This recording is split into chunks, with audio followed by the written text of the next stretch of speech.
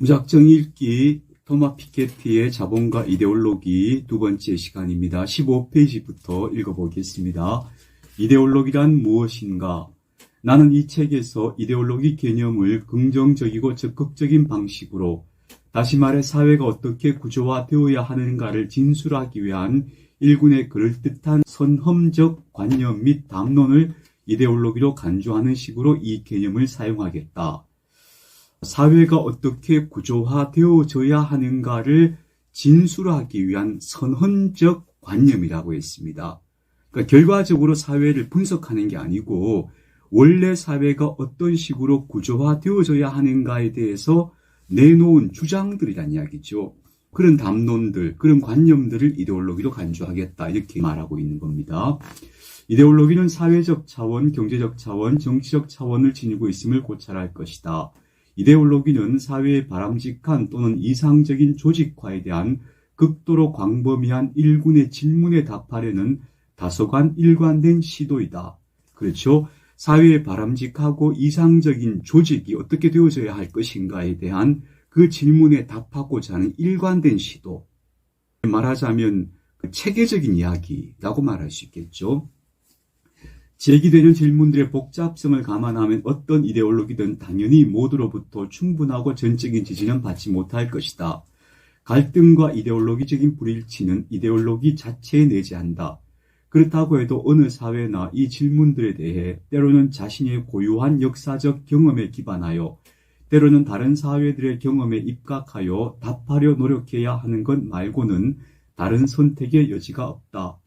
대체로 어느 개인이든 역시 이들 근본적이고 현실적인 질문들에 대해 비록 부정확하고 불만족스러운 것일망정 여하간 하나의 의견이 있어야 한다고 느낀다. 특히 중요한 것은 정치체제 문제다. 다시 말해 공동체와 그 영토의 윤곽에 대해 공동체 내부에서 집단적 의사결정을 내릴 수 있도록 해주는 메커니즘에 대해 공동체 구성원의 정치 권한에 대해 설명하는 일련의 규칙을 다루는 문제다. 여기에는 다양한 정치 참여 방식, 시민과 이방인과 대통령과 의회와 장관과 군주와 정당과 선거와 제국과 식민지의 역할에 대한 설명도 포함된다. 이 이데올로기에서 가장 중요한 것은 정치 체제 문제라고 이야기하고 있습니다. 요즘 우리 사회를 보면서 민주주의가 제대로 작동하지 않으면 모든 것이 무너지는구나. 우리가 근거하고 있는 삶의 근본적 토대들 혹은 인간을 향한 예의와 태도들 다 민주주의라는 제도 하에 서로 약속되어 있구나 하는 것을 실감나게 느끼고 있어요. 사실 민주주의를 망가뜨리는 사람들은 그 시스템의 틈새를 찾아 들어가잖아요. 그래서 법률이 아니라 시행령 이런 것들로 민주주의 체제를 무너뜨리게 되잖아요. 우리가 방심하고 있던 부분들을 비집고 들어가는 거죠. 민주주의가 무너지면 경제든 뭐든 다 무너질 수밖에 없다는 것을 실감하게 되어서 정치체제가 가장 중요하다라고 하는 피케티의 말은 정말 깊이 공감되는 이야기입니다. 또한 중요한 것은 소유체제 문제다. 다시 말해 소유 가능한 것들의 상이한 형식들에 대한 관련 사회 집단 간 소유관계를 정의하고 양식화하는 적법한 절차와 실무를 설명하는 일련의 규칙에 대한 문제다. 여기에는 사적 소유와 공적 소유, 부동산 소유와 금융 소유, 토지 소유와 광물 소유, 노예 소유와 농노 소유, 지적 소유와 비물질적 소유의 역할에 대한 설명과 소유자와 임차인 관계, 귀족과 농민 관계, 주인과 노예 관계, 주주와 임금 노동자 관계의 조정에 대한 설명도 포함된다. 이 소유체제가 또 굉장히 중요한 문제가 되는데 이 소유체제 문제하고 정치체제 문제는 매우 긴밀히 관련되어 있죠. 어느 사회든 어떤 불평등주의 체제든 정치체제 문제와 소유체제 문제에 대한 어느 정도 일관되고 지속되는 일군의 답변들로 특징 지어진다.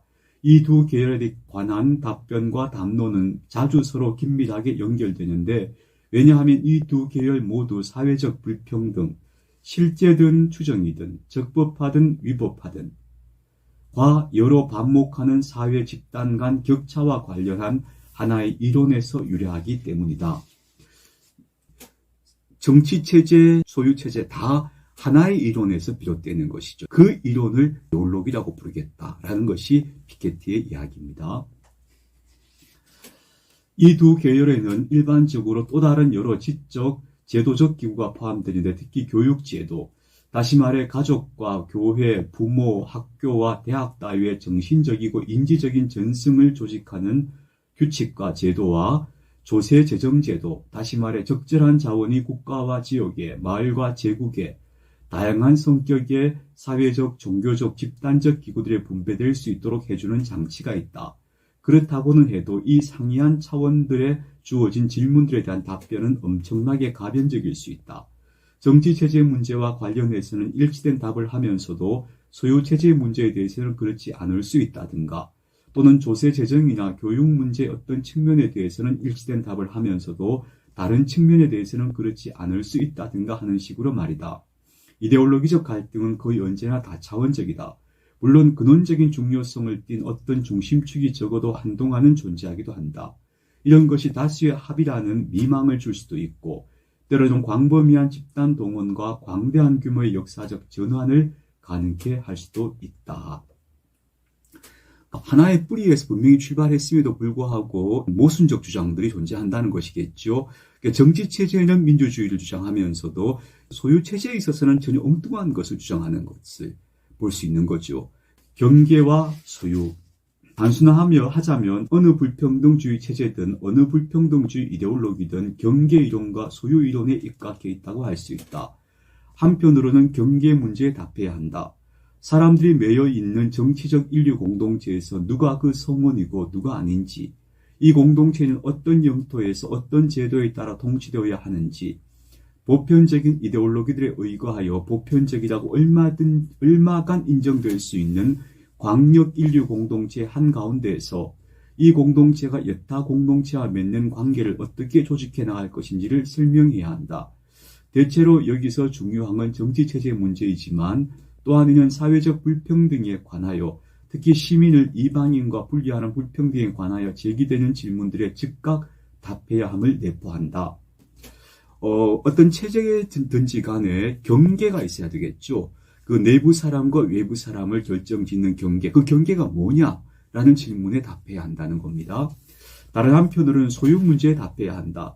다른 개인을, 농지를, 부동산을, 기업을, 천연자원을, 지식을, 금융자산을, 국채를 과연 소유할 수 있는 것인가? 소유자와 비소유자의 관계 및 이 관계의 보존은 어떤 적용 양식과 어떤 적법한 법률 체계에 따라 조직되어야 하는가? 이런 소유 체제 문제는 교육제도와 조세재정 문제와 더불어 사회적 불평등과 그 진화에 구조적 영향을 미친다. 소유 문제, 과연 소유할 수 있는가? 혹은 이렇게 소유하는 것이 합당한가? 라고 하는 질문에 답해야 한다는 겁니다.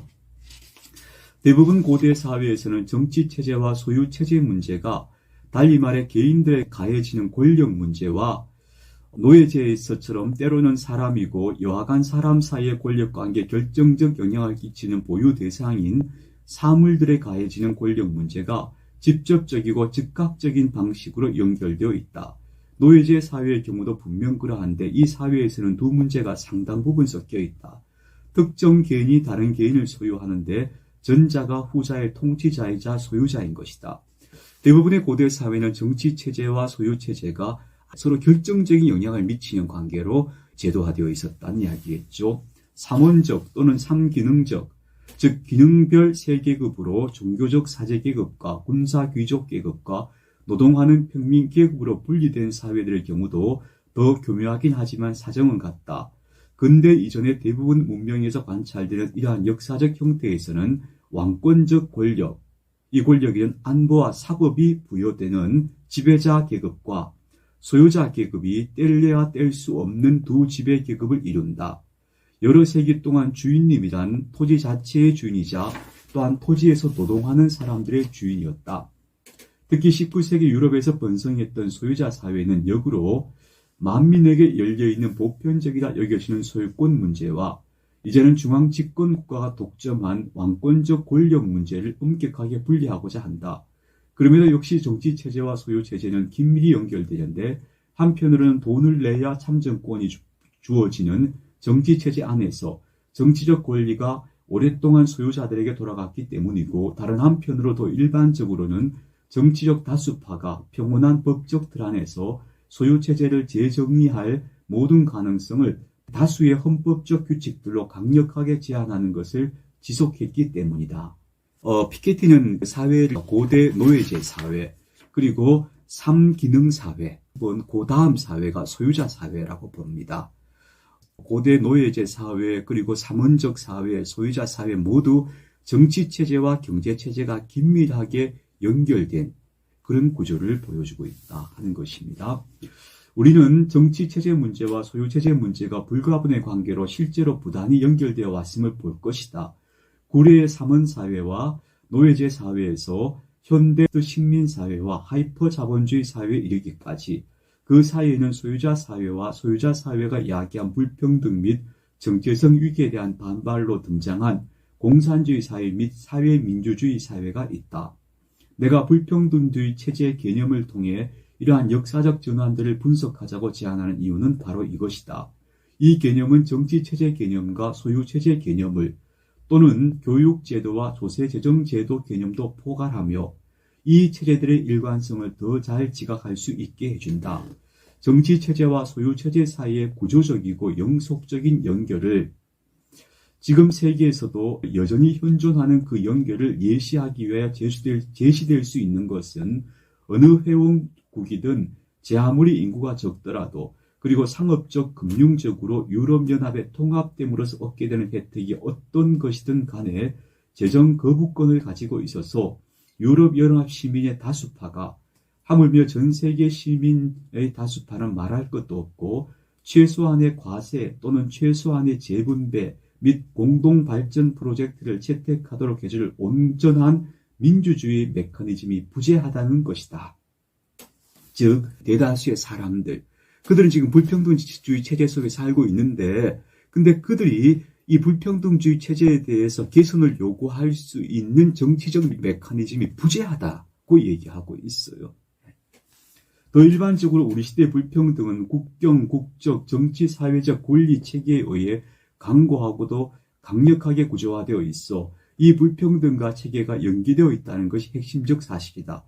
이로 인해 21세기 초 현재 불평등, 이민, 정체성 관련 문제를 놓고 다차원적으로 격렬한 이데올로기 갈등이 발생하는데 이는 불평등 증대에 대처할 수 있는 다수파 연합의 구성을 상당히 복잡한 것으로 만든다. 구체적으로는 다양한 성분의 인민계급이 단일한 정치연합으로 결집하는데 인종적 균열, 종교적 균열, 민족적 균열이 걸림돌이 되는 경우가 다반사다.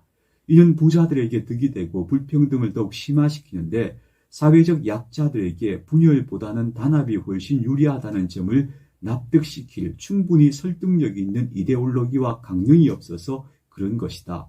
이러한 문제는 적당한 때에 검토해 볼 것이다.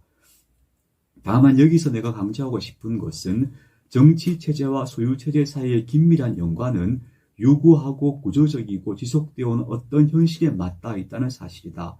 이 현실은 역사적이고 초민족적인 관점을 폭넓게 재조정함으로써 비로소 정확하게 분석될 수 있다. 다수의 인민계급이 불평등 속에 있지만 연대하거나 단합할 수 있는 그런 정치적인 강령 혹은 이데올로기도 없다는 거예요. 예전 같으면 만국의 노동자에 단결하라 하는 강령이 있었잖아요. 지금은 인종적, 문화적으로 장벽이 있어서 더 어려운 시대를 만났다라고 하는 이야기고 어쨌든 정치체제와 소유체제에는 매우 긴밀한 관련성인데 이것은 역사적으로 뿌리가 깊다 하는 것을 이야기하고 있습니다. 이데올로기를 진지하게 다루기. 불평등은 경제적인 것도 기술공학적인 것도 아니다. 오히려 이데올로기적이고 정치적인 것이다. 이것이 분명 이 책에 제시된 역사 연구의 뚜렷한 결론이다. 이게 피케티가 계속하는 이야기입니다. 불평등 체제는요, 자연적으로 발생한 것도 아니고 철저히 이데올로기적이다. 그런 이데올로기와 정치의 산물로 이렇게 발생되어졌다 하는 것을 얘기하고 있는 겁니다. 다시 말해 시장과 경쟁, 이윤과 임금, 자본과 부채, 숙련 노동자와 비숙련 노동자, 내국인과 외국인, 조세 피난처와 경쟁력, 이런 것은 그 자체로는 존재하지 못한다. 이런 것들은 사람들이 배치하고자 선택한 법, 조세재정, 교육, 정치 관련 체계와 사람들이 스스로 속하고자 하는 범주들에 전적으로 의존하는 사회 역사적 구성물이다. 사회 역사적 구성물이라는 겁니다. 이 선택과 무엇보다도 관련되는 표상들은 어떤 사회든 사회 정의와 정의로운 경제에 대해 서로 대치하는 상이한 집단과 담론 사이의 정치적, 이데올로기적 세력 균형에 대해 저마다 갖게 되는 그런 표상들이다. 중요한 것은 이 세력 균형이 물질적인 것만은 아니라는 점이다. 세력 균형 역시 특히 지적이고 이데올로기적이다. 다시 말해 역사에서는 사상들과 이데올로기들이 중요하다. 새로운 세계와 다른 사회를 상상하고 구조하는 것을 언제나 가능케 해주는 것이 바로 사상과 이데올로기다. 언제든지 다양한 도전이 있을 수 있다. 다른 사회를 상상하고 구조화하는 것이 가능하다. 근데 어디서부터 출발하는가? 바로 사상과 이데올로기도 출발한다 하는 얘기를 합니다. 이러한 접근은 불평등의 자연적 토대들이 있다고 설명하는 숱한 보수적 담론들과는 다르다. 별로 놀랄 것도 아닌데 모든 시대 모든 풍토에서 다양한 사회 엘리트들은 불평등을 자연화하려는 경향이 있다. 즉 불평등의 자연적이고 객관적인 토대를 부여하려 하고 기존의 사회적 격차가 응당 가난한 자들과 사회 전체의 이익이 된다고 설명하려 한다. 여하간 현재 이 격차의 구조가 우리가 생각해 볼 수 있는 유일한 구조이며 이걸 실질적으로 변경하려 들면 막대한 불행을 초래할 수밖에 없다고 설명하려는 것이다. 역사적 경험은 그 반대를 보여준다. 시간과 공간상으로도 구조만큼 규모면에서도 조건상으로도 현대인들이 수십 년 전이라면 예측도 못했을 속도로 불평등은 대단히 다양하게 진화하고 있다. 때로는 불행을 초래하기도 했다. 하지만 전반적으로 혁명적이고 정치적인 단절들과 과정들이 불평등의 축소와 변동을 가능케 했으며 이는 우리의 가장 고귀한 제도들, 인류 진보라는 관념이 하나의 현실이 되도록 해주었던 그런 제도들, 보통선거, 무상의무교육, 보편적 의료보험, 누진세의 기원이다. 미래 역시 그러하리라는 것은 상당한 개연성이 있다. 현재의 불평등과 현행 제도는 보수주의자들이 뭐라 생각하든 유일한 가능태가 아니며 그 자체로 지속적으로 변형되고 재창안되어야 하는 것이다. 유일한 가능태가 아닌 겁니다. 다른 가능성, 다른 체제가 얼마든지 가능하고 그것을 꿈꾸어야 한다. 그리고 바꿀 수 있다는 것을 피케티는 얘기하고 있습니다. 하지만 이데올로기들과 제도들 그리고 다양한 궤도들의 다양성에 중점을 두는 이런 접근은 왕왕 마르크스주의적이라고 수식되는 특정한 교리와도 차이가 있다. 이 교리에 따르면 경제력과 생산관계의 상태가 한 사회의 이데올로기적인 상부구조를 거의 기계적으로 규정할 것이다. 반면 내가 강조하는 것은 관념의 영역, 즉 정치적 이데올로기적 영역에 진정 자율성이 존재한다는 사실이다. 막시즘은 경제력과 생산관계가 하부구조를 형성하고 여기서부터 정치체제 같은 것들이 만들어진다고 보잖아요. 근데 피케티는 이걸 아니라고 보는 거예요. 관념의 영역, 즉 정치적 이데올로기적 영역에 자율성이 존재한다는 거예요. 그러니까 이 이데올로기와 정치적 영역의 변화를 통해서 소유체제 내지는 경제체제를 바꾸어야 한다. 혹은 바꿀 수 있다는 얘기를 하는 것이죠. 경제와 생산력의 발전이 동일한 상태라고 해도 확실치는 않지만 여한 이런 말들이 어떤 의미를 갖는 한에서 언제나 정치적, 이데올로기적으로 각기 다른 불평등주의 체제들이 얼마든지 존재할 수 있다는 것이다. 예컨대 산업혁명을 거치면서 봉건제에서 자본주의로 기계적으로 이행한다는 이론은 세계의 상이한 나라들과 지역들, 특히 식민봉국과 식민지 사회를 비롯해 각각의 지역들 자체에서도 역시 관찰되는 역사적이며 정치적 이데올로기적인 궤도의 복잡성과 다양성을 규명해 주지 못하며 특히 이후 단계들을 위한 유용한 교훈들도 이끌어내지 못한다. 이러한 역사의 흐름을 반추해 보면 대안들은 언제나 있었고 언제나 있을 것이라는 점이 확인된다. 발전의 매 단계에서 경제, 사회, 정치 체계를 구조화하고 소유관계를 정의하고 조세재정제도 및 교육제도를 조직하고 국가 채무와 사적 채무 문제를 처리하는 또한 여러 인류 공동체 사이의 관계를 조율하는 다수의 방식이 있다. 한 사회와 이 사회 내부의 권력 관계 및 소유 관계를 조직할 수 있도록 해주는 가능성의 길은 언제나 여러 갈래로 나 있으며 이러한 차이들이 세부적인 것에만 관련되는 것은 결코 아니다. 특히 강조하자면 21세기에 소유관계를 조직하는 방식이 여럿 있지만 그중 일부를 통해 뒤이어 벌어질 사태에 아랑곳 않고 자본주의 파괴를 예고하는 길보다는 훨씬 더 현실적으로 자본주의를 극복해낼 수 있다. 이대로 이 불평등이 심화되면 자본주의 사회 자체가 붕괴하거나 큰 소용돌이에 빠질 수 있다.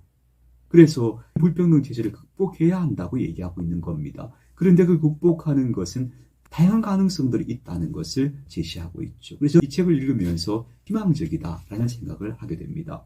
과거의 다양한 역사적 궤도와 여러 미완의 분기들에 대한 연구는 엘리트주의적 보수주의와 바로 그날을 기다리는 혁명적 낙관주의 둘 다에 잘 듣는 최상의 해독제다.